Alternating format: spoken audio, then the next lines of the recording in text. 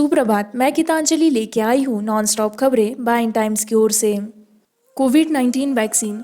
Serum संस्थान भारत अन्य देशों के लिए 100 मिलियन खुराक का उत्पादन करने के लिए।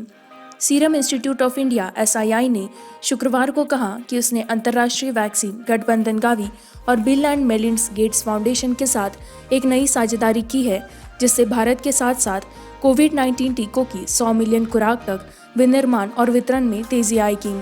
निम्न और मध्यम आय वाले देशों LMIC सहयोग SII को विनिर्माण की क्षमता बढ़ाने में मदद करने के लिए अग्रिम पूंजी प्रदान करने, ताकि एक बार एक टीका या टीके विनियामक अनुमोदन और WHO प्री क्वालिफिकेशन प्राप्त करें, वितरण के लिए पैमाने पर खुराक का उत्पादन किया जा सके। SII ने एक बयान में कहा, भारत और LMICs को गावी कोवैक्स EMC तंत्र के पहले भाग के रूप में 2021 की पहली छमाही के रूप में कंपनी ने $3 लगभग 225 रुपए की सस्ती छत की कीमत निर्धारित की है।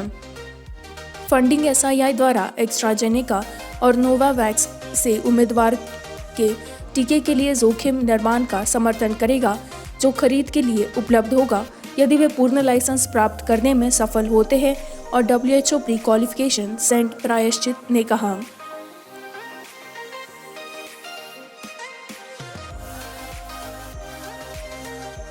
सीएम आदित्यनाथ के दौरे के मद्देनजर नोएडा में ड्रोन प्रतिबंधित।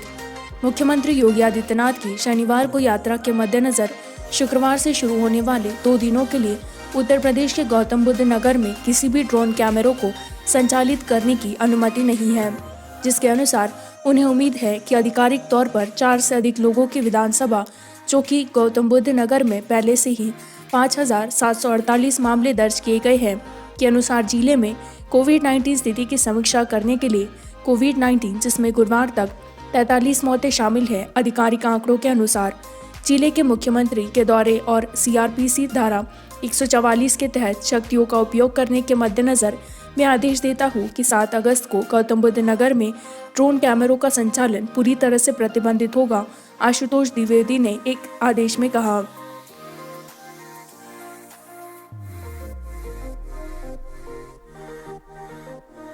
नड्डा ने चीन संधि की जांच के लिए जनहित याचिका पर SC पर कांग्रेस पर हमला किया। भाजपा अध्यक्ष JP नड्डा ने शुक्रवार को एक जनहित याचिका पर सुप्रीम कोर्ट की कुछ टिप्पणियों का हवाला दिया, जिसमें कांग्रेस अध्यक्ष सोनिया गांधी और पार्टी नेता राहुल गांधी से स्पष्टीकरण लेने के लिए कांग्रेस और कम्युनिस्ट पार्टी ऑफ चाइना के बीच 2008 के कथित समझौते की जांच की मांग की गई थी। यहाँ तक कि SC ने चीनी सरकार के साथ कांग्रेस पार्टी द्वारा हस्ताक्षरित समझौता ज्ञापन पर आश्चर्य किया है।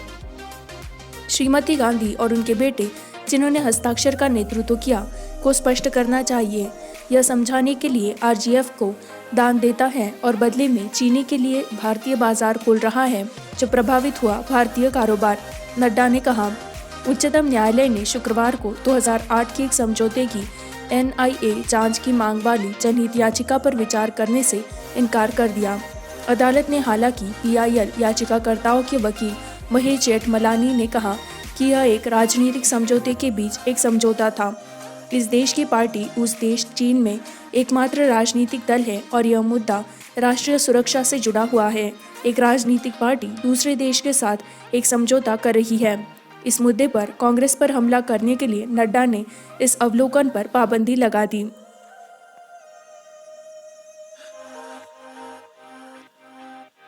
राहुल गांधी ने भारत की कोविड-19 टैली पर नरेंद्र मोदी सरकार पर हमला करते हुए 20 लाख का आंकड़ा पार किया।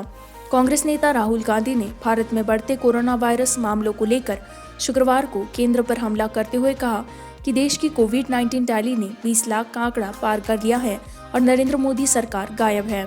भारत के कोविड-19 टैली ने 20 लाख का उल्लंघन किया, गांधी ने गुरुवार की देर शाम कहा, जबकि राज्यों और केंद्र शासित प्रदेशों द्वारा उपलब्ध कराए गए आंकड़ों के अनुसार वसूली की संख्या 13.70 लाख हो गई है। 20 लाख का आंकड़ा पार कर लिया गया है, मोदी सरकार गायब है, गांधी ने एक ट्वीट में कहा, हिंदी में, जो कि एक तुकबंदी में थी।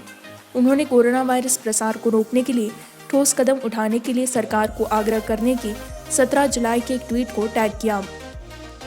उन्होंने कहा था कि यदि वायरल संक्रमण वर्तमान गति से फैलता रहता है तो और अधिक होगा। 10 अगस्त तक 20 लाख से अधिक मामले सरकार की महामारी से निपटने के लिए महत्वपूर्ण रहे हैं और इसने कोरोना वायरस से लड़ने के केंद्र के दावों पर सवाल उठाया है। अमेरिका और ब्राजील के बाद कोविड-19 मामलों के मामले में भारत दुनिया में तीसरे स्थान पर है।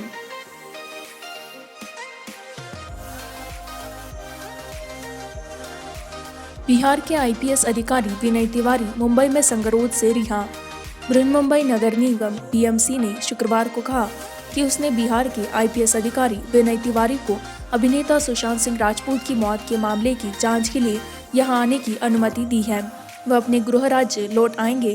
तिवारी केंद्रीय पुलिस अधीक्षक पटना एक अधिकारी ने कहा कि संगरोध प्रोटोकॉल से छूट दी गई है और अपने गृह राज्य में लौटने की अनुमति दी गई है।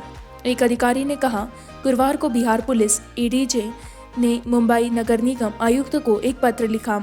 आईपीएस अधिकारी को संगरोध प्रोटोकॉल से छूट देने और फिर से शुरू करने के लिए पटना लौटने की सुविधा प्रदान करने की मांग की। पत्र में कहा गया है कि तिवारी की उपस्थिति मुंबई में नहीं है और उनका आगमन काल पटना में 7 दिनों के भीतर है। पत्र में कहा गया है कि बीएमसी ने बिहार पुलिस को सूचित किया कि वे आईपीएस अधिकारी को संगरोध मानदंड से छूट दे रहे हैं। आईपीएस अधिकारी जो 2 हफ्तों के लिए उपनगरीय गोरेगांव में एसआरपीएफ गेस्ट हाउस में होम संगरोध के तहत थे, उनके दिन में बाद में बिहार लौटने की उम्मीद है।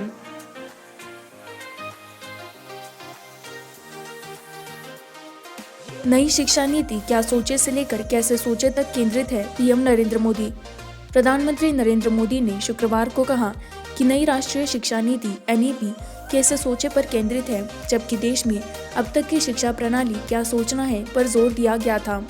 प्रधानमंत्री ने सभी हितधारकों से नई नीति में निर्धारित सुधारों के कार्यान्वयन पर ध्यान केंद्रित करने के लिए कहा। एनईपी ने एक स्वस्थ बहस को जन्म दिया है और जितना अधिक हम चर्चा करते हैं और बहस करते हैं, उतना ही शिक्षा विभाग को लाभ होगा। यह स्पष्ट है कि प्रश्न उन्होंने कहा कि इस विशाल योजना को कैसे लागू किया जाएगा। हम सभी मिलकर इसे लागू करेंगे। आप में से कोई भी सीधे एनईपी के कार्यान्वयन में शामिल होगा। राजनीतिक इच्छा शक्ति के संदर्भ में मैं पूरी तरह से प्रतिबद्ध हूँ और आपके साथ हूँ, उन्होंने कहा। उन्होंने यह भी कहा कि वर्षों से देश की शिक्षा प्रणाली में कोई बड़े बदलाव नहीं हुए हैं।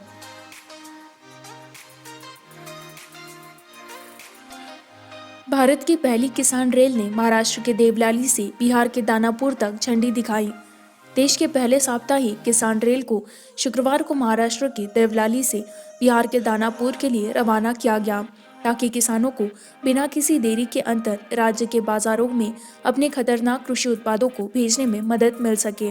नरेंद्र सिंह तोमर, केंद्रीय कृषि मंत्री और किसान कल्याण मंत्री, रेल मंत्री पीयूष गोयल और अन्य लोगों की मौजूदगी में ट्रेन को हरी झंडी दिखाकर रवाना किया। गोयल ने ट्वीट किया, यह देश के किसानों और उपभोक्ताओं के जीवन में एक बड़े बदलाव की शुरुआत है।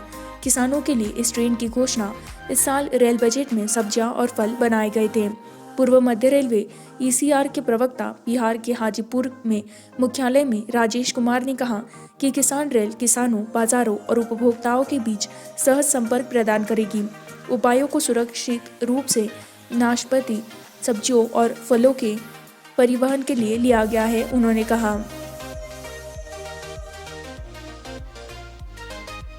केरल के मुन्नार में बड़े पैमाने पर भूस्खलन के बाद मलबे के नीचे 12 लोगों के मारे जाने की आशंका है।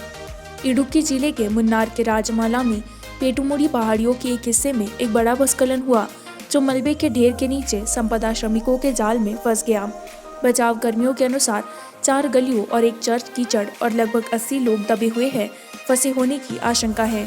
14 शव बरामद किए गए हैं और बचाव कर्मी मलबे को हटाने के लिए खराब मौसम से जूझ रहे हैं। अब तक लोगों को बचा लिया गया है और उन्हें अस्पताल में भेज दिया गया है। सूत्रों ने बताया कि पेटीमुड़ी का एक हिस्सा मजदूरों की बस्ती में धंस गया। शुक्रवार की तड़के भीषण गर्मी में एक गगनभेदी गर्जना के साथ लोग क्वार्टर में सो रहे थे।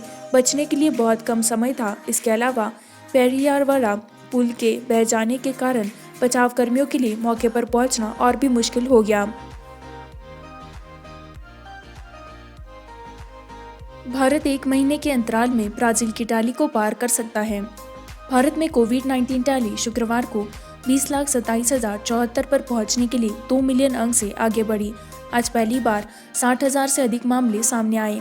देश में मामलों को 1 लाख तक पहुंचने में 110 दिन लगे और 10 लाख का आंकड़ा पार करने में 59 दिन अधिक।